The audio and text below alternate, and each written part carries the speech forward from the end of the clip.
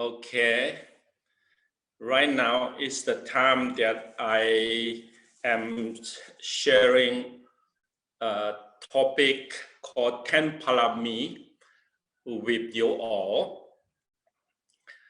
These teachings,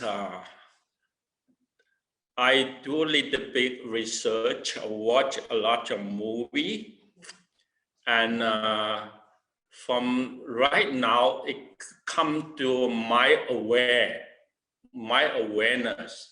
In the past, I may not to pay not enough intention to this topic, 10 Parami, so that my understanding of him is not profound enough like today.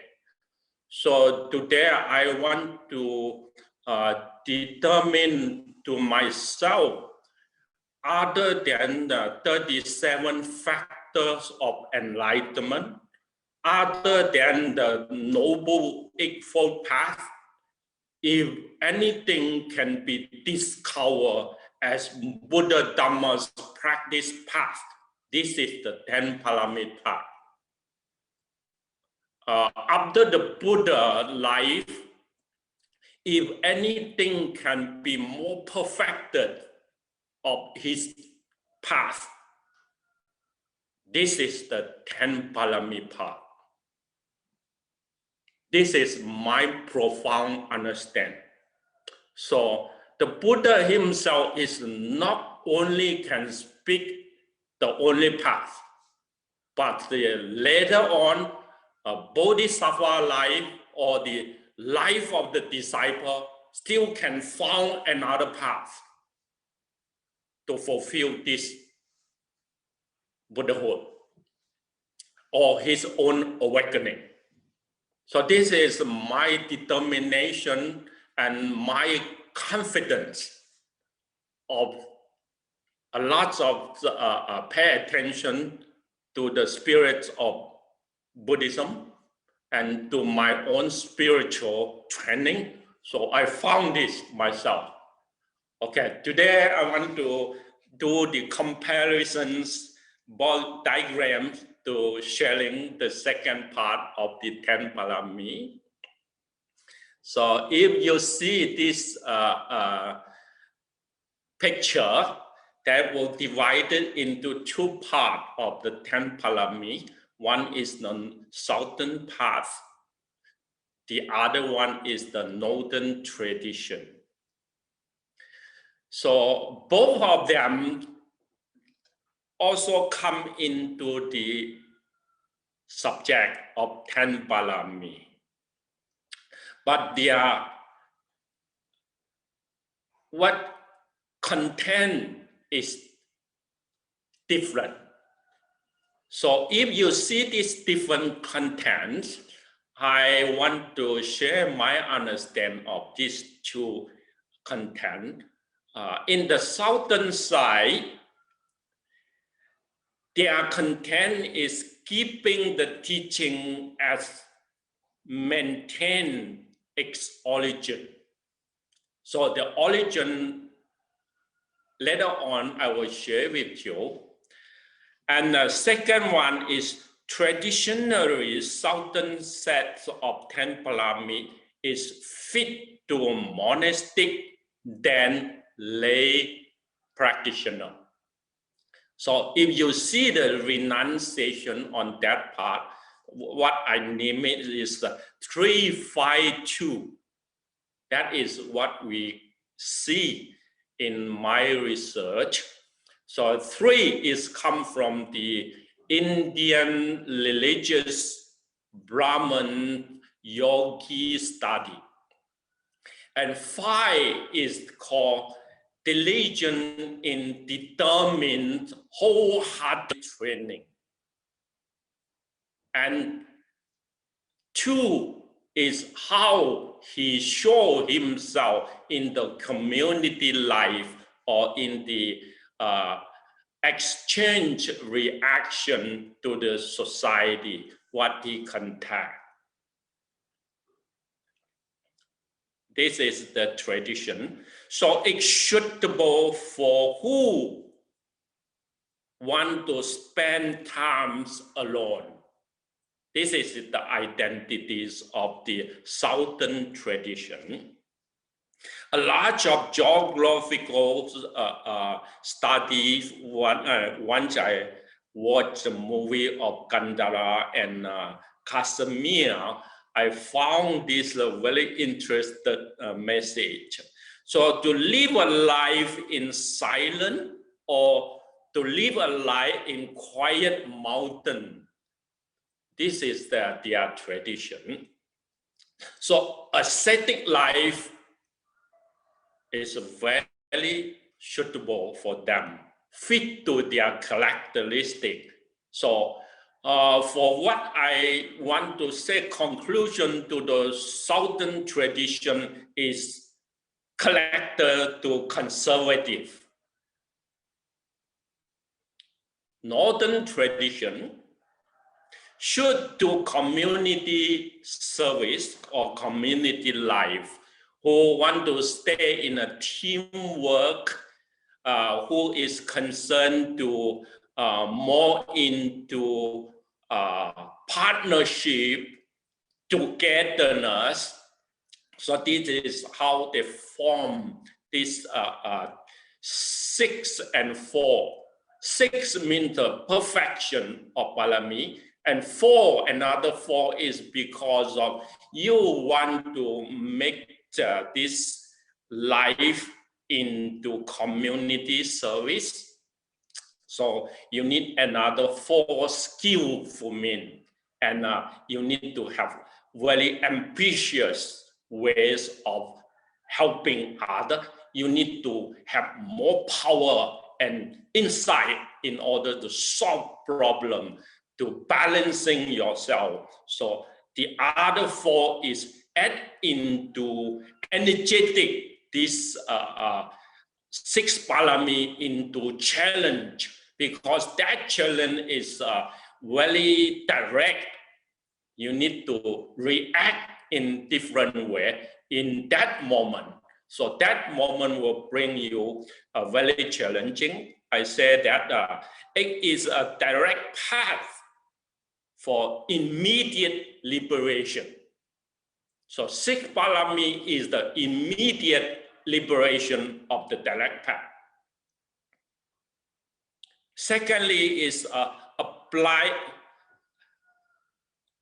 applicable to war and invent or the covered by foreign law, because of Kashmir and Gandhara. Gandhara is openness to large of condition from Ashoka time, coming to a Greek culture. Alexander come in and come from the Chinese way, that is the Daluzi, Kasha tradition. And then later on, it come to right now, you know, this region still have a lot of trouble between Pakistan, India, and China. So it is an open region. So this is a lot of things that I found is war, invention, and facing to disease, facing to natural disaster. All this is there. You need a lot of skillful men, vows, power, and insight to solve the problem, in order you can become a very open-minded, enthusiastic, and exchange personality. Not your authority, but exchange personality. This is the comparison diagram I want to share with you. And secondly, I want to say something is in here. The origins of connection between the Mahasangha Sangika school and the Theravada school. This is very early there. We have two patterns. One is what I call that when you see Venerable Sariputta and Venerable Ananda, they are representatives of the Dharma and commentary study. So they are very active to sharing and exchange the Dhamma with other teamwork. The other personality you can see is Upali and Mahakassapa. One is very strictly Vinaya practitioner, and one is abide to the ascetics practice. Two of them is a little bit conservative to aloneness and to what we call their serious discipline. So that is something that for this style to form what we call that another tradition.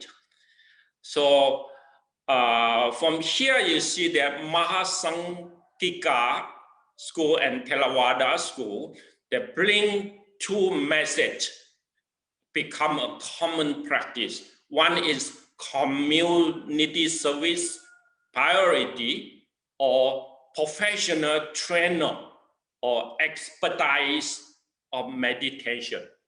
So this is there are two kinds of personality come from very early there. And this will be moving forward, come to do this, what I can see, Mahayana and Theravada. Theravada is more emphasized in the Sangha, especially monastic Sangha is the authority. Mahayana is lay practitioner involved into benefit yourself and other in social movement. All this community service become their ambition. So from ambition, we can divide it into two kinds of personality. One is willing help others, willingly to help others. The other is give first place on benefit oneself. So this is the two kinds of personality. So geographically causes and conditions of Gandhara and Kashmir. In what I written from the Chinese scripture, especially the Chinese Abhidharma, I found that this is a message they're writing down there. They say that Gandhara have the largest geographical condition open to stranger and foreign country, so that Gandhara need to practice the 6 Paramitas. And then in Kashmir, because it's closer to Himalaya mountain, so that the more in the hills or higher mountain side, a lot of condition in that environment is heaven, because of not much population, not much food, not much animal, not much hot, a lot of cold there. So only yogi and serious aloneness practitioner can survive there. So they are going for Parami. And then the Gandhara, because of this region, from time to time, a lot of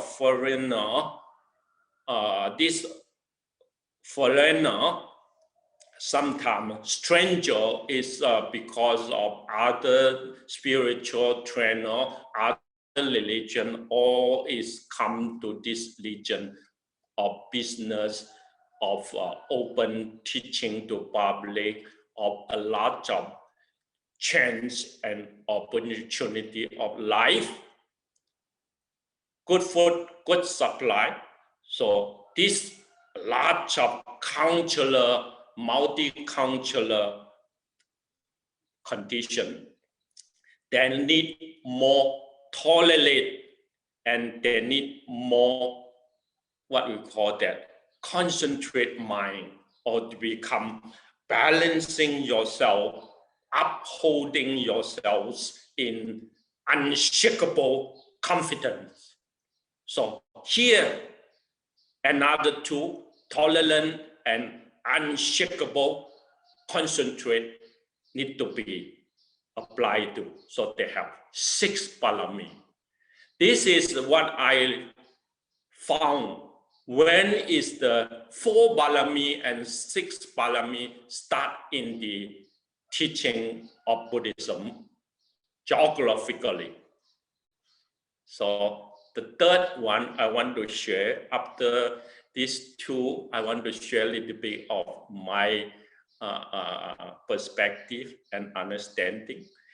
Number 3, the pure practice and fruition and the perfection of supreme enlightenment of going alone, going fast, going together, going far. This is what I learned by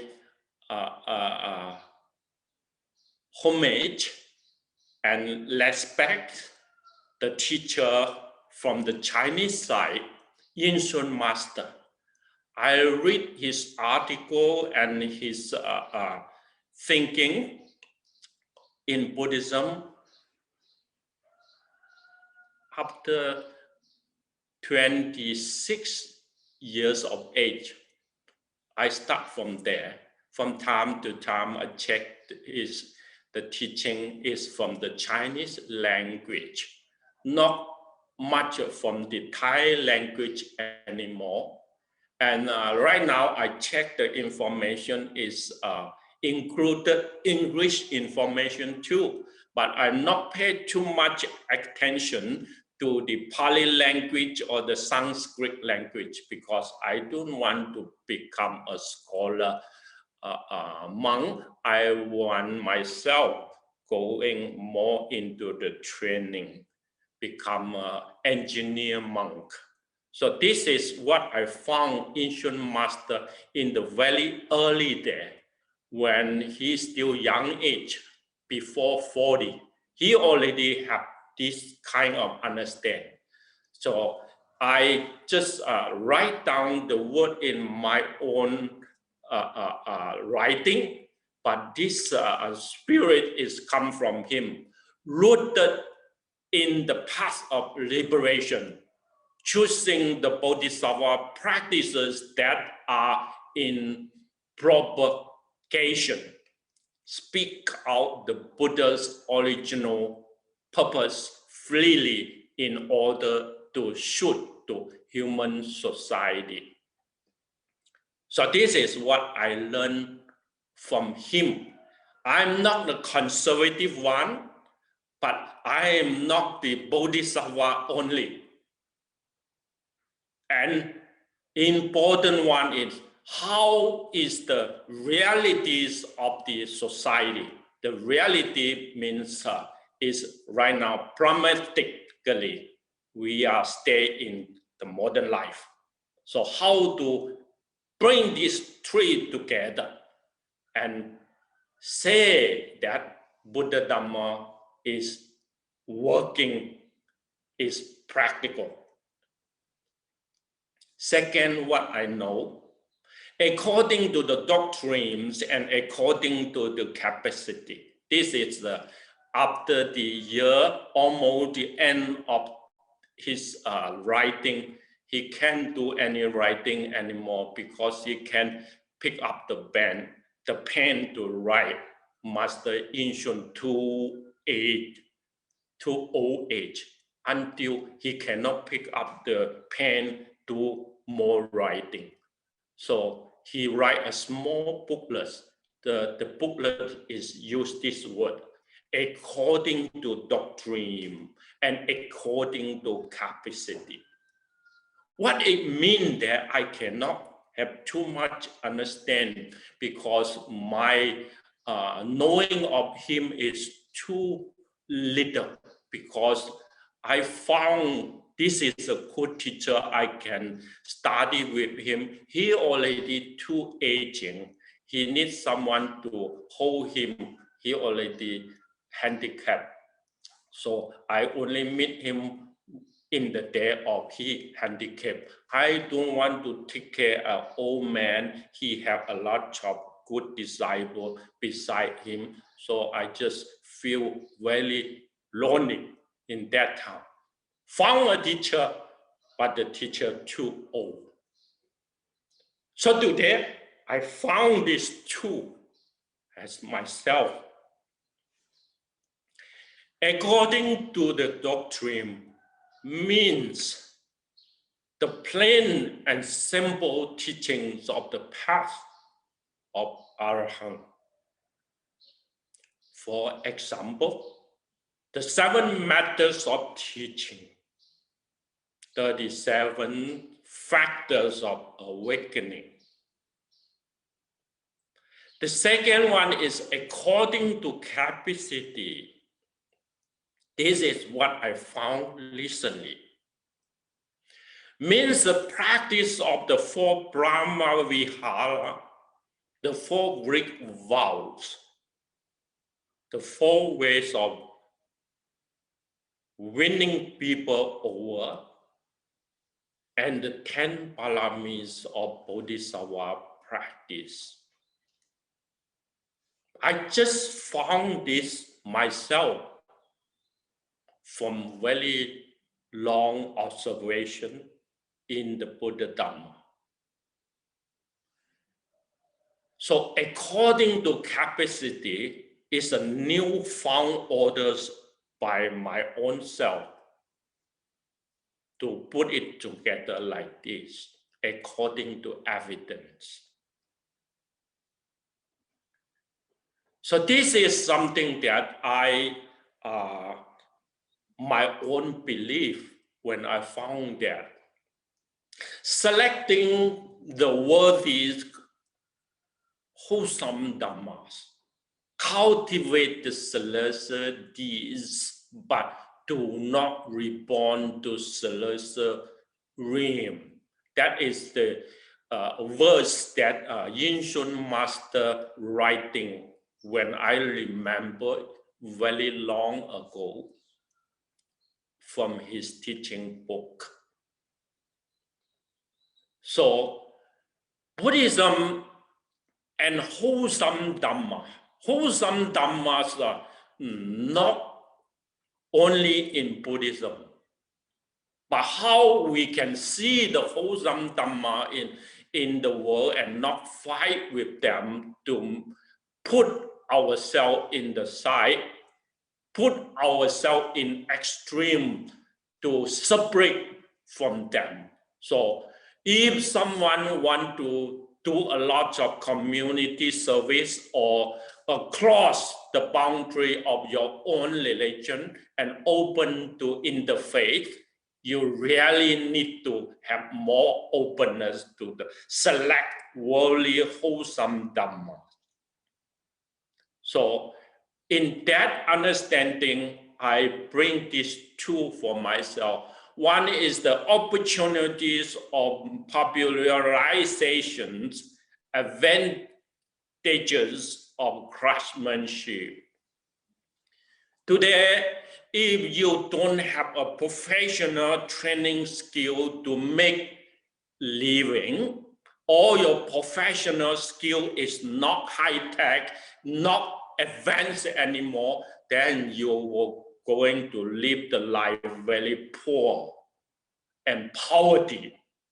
So I see Buddhism is not too much concerned about living life. If a layman want to join into the training and practice, he don't renunciate. And when someone who renunciate, not teaching the lay practitioner, upgrading and advance their craftsman skill. This world opportunity is not wait for them to fulfill. I see why the Buddhist country go to a lot of poverty, poor, and the organization not strong and easy to, divided. This is what I want to say in this line. So opportunities of popularization and advantages of craftsmanship. Another one is in spiritual life. Be cautious of elements of Brahmanizations, defecations, mere mind, and mystical thinking. When we talk about practice, we can see in Buddhism a lot of mysticism, manpower come out to the world, make this world a lot of delusion. Their teaching is going into mysticism or mind only. Sometimes goes to a lot of secret teaching, not open like the scientists. Everything, the condition is on the table. No secret. The Buddha teaches Dharma with no secret. He is not too emphasized in supernatural power, but in the mental energy power to liberation. The bodily power into supporting benefit to others and benefit to yourself in immediate direct path of liberation. This is what I want to sharing with you today, because this is my last part of belief that I found. And thank you for this sharing in the short time. I hope that it's enough for you to pick up something by my own sharing. Even though it still have one chapter I'm not going, and we may go to next talk to carry on it. This is my enlightenment today. I feel more happy than ever. That I found something that not only he said that the Noble Eightfold Path is the only path. I found that is the only path, but we have another way out because of path can make advantage. Thank you.